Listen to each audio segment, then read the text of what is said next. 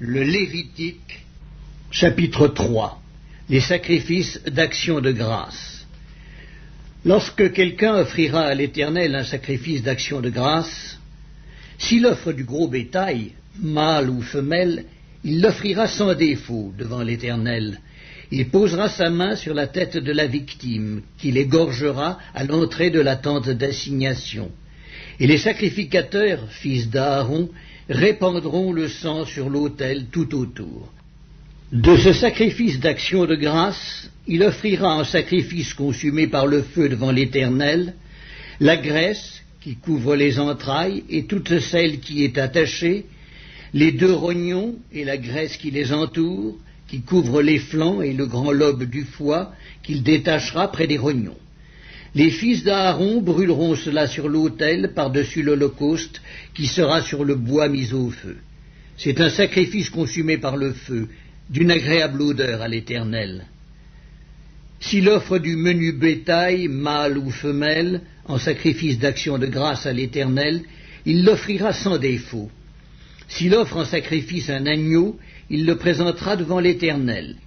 Il posera sa main sur la tête de la victime, qu'il égorgera devant la tente d'assignation, et les fils d'Aaron en répandront le sang sur l'autel tout autour. De ce sacrifice d'action de grâce, il offrira en sacrifice consumé par le feu devant l'Éternel la graisse, la queue entière qu'il séparera près de l'échine, la graisse qui couvre les entrailles et toute celle qui y est attachée, les 2 rognons et la graisse qui les entoure, qui couvre les flancs et le grand lobe du foie, qu'il détachera près des rognons.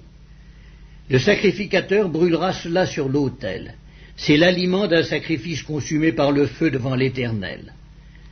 Si son offrande est une chèvre, il la présentera devant l'Éternel.